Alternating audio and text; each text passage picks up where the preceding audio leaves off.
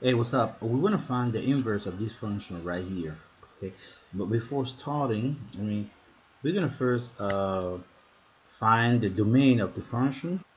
All right, and as you know, with the quotient function, finding the domain is all about breaking out these here different to zero. It means that the domain of this function right here, d of f, exists. Okay, if only if and only if x minus 5 different to is different to 0. Okay, this actually means that x will be different to 5. It means that our domain is everything but only not 5. Okay, the domain will be here everything but not 5, so we can write it in an interval saying that it is minus infinity unto 5, and then we taking 5 outside, open up the interval from 5 to plus infinity. That's our domain right here. Okay, now that we got a domain, we know that f of x written like this is the output of the function x, because x is here the input. And it could also be written like this: y equals to minus 2 over x minus 5, right? So what we're going to do here, we first turn it this way to to find an inverse. To doing it with x, it's not, it's the same. So now we can switch x and y, right? That we're going to have here, instead of writing here y, we're going to say x equals to minus 2 over x minus y minus 5, sorry, over y minus 5. And now we will try to work it out in terms of y. We could also multiply the denominator here up to the left hand side of the equation, but we can do that. We can do that now by multiplying the denominator up to the left side. So that's going to give us x times y minus 5 equals to minus 2, right? And now we can take the y through the parenthesis. The x through the parenthesis. That will give us here xy minus 5x equals minus 2, equals to minus 2.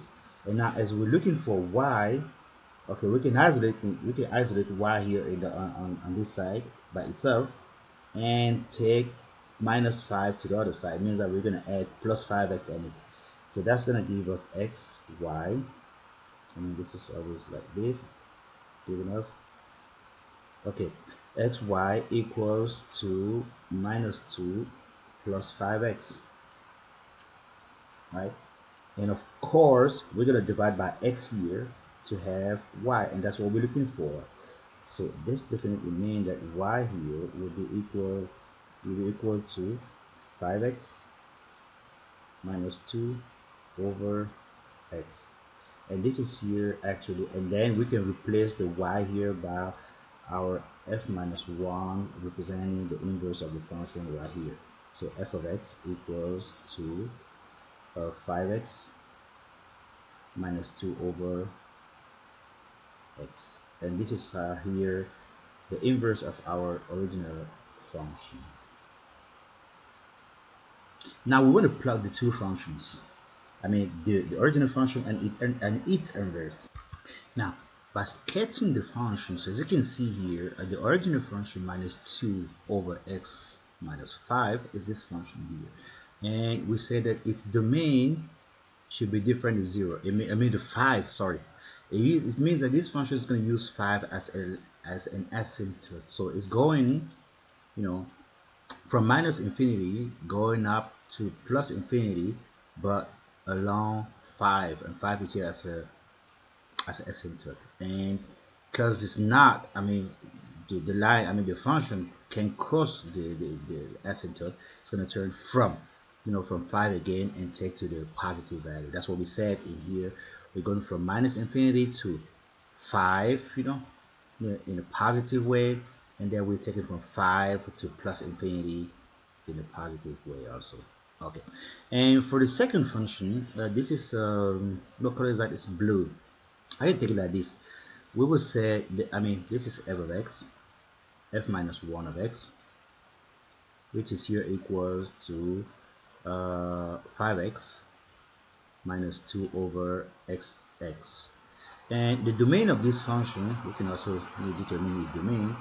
D of s exists only if x, if and only if x different to 0. Of course, x here, the denominator, doesn't need to be equal to 0, otherwise the function won't be defined. So that's what we're having here. So we're having also, I mean, just describing or expanding in a interval is going to give us minus infinity to 0. Okay, and from 0 doesn't belong to, so we take 0 out, and from 0 to plus infinity, and that's what we're having here. We go from minus infinity along 0 to plus infinity, I mean in a positive way, and now we're taking from the negative side of 0 and going up to plus infinity, and that's our domain right here. Okay, so you can see that both functions are really inverse.